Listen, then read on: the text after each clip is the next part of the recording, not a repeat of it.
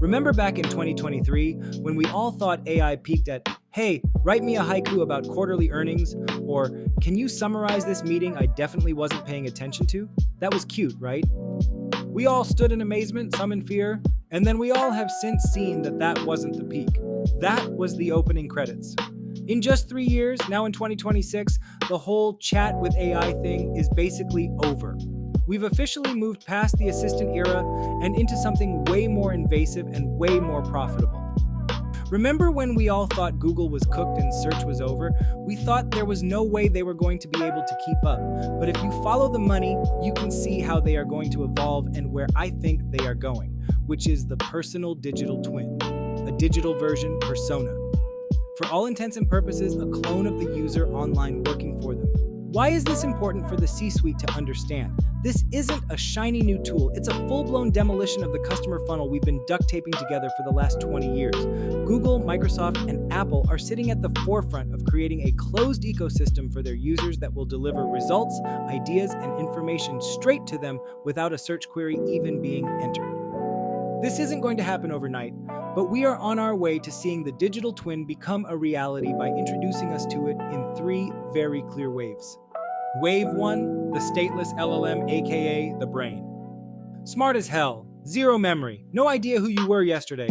We paid for it like any other SaaS toy, monthly subscriptions, usage limits, vibes, and nice to see information that isn't peppered with paid ads and blue links all the time.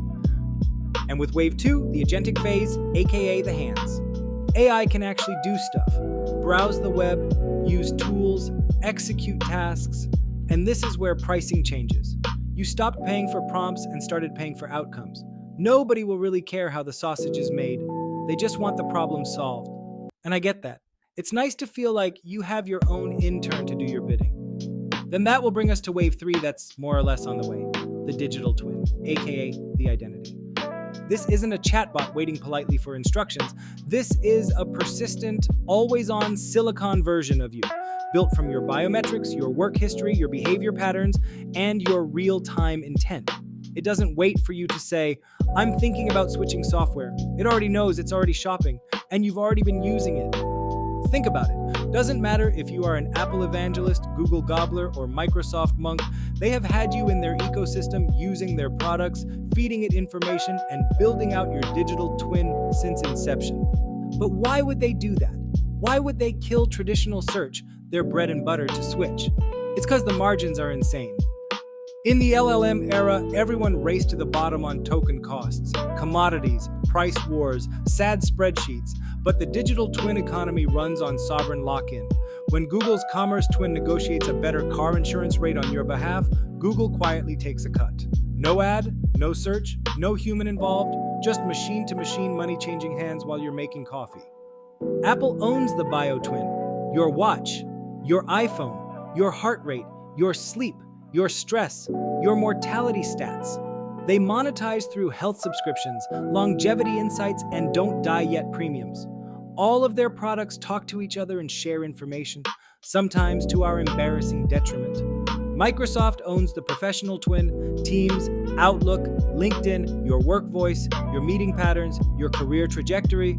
They sell digital employees that can attend meetings, draft code, and reply in your exact tone while you emotionally dissociate. Google owns the commerce twin, Maps, Android, search history, movement, intent, storage. They'll replace ads with toll booths, charging brands for access to decision-making agents instead of eyeballs. They have quietly rewired their entire ecosystems, so they don't have to sell products anymore because they're selling you, or at least the infrastructure that represents you. This system is wildly more profitable than the ad-supported web because it removes the most unpredictable variable of all, humans. Machines don't hesitate. They don't doom scroll. They don't second guess. They buy faster, more often, and perfectly within defined parameters. So, where does that leave the CMO? If the digital twin is making the decisions, your 30-second commercial with great graphics and great copy, but no substance, is basically performance art.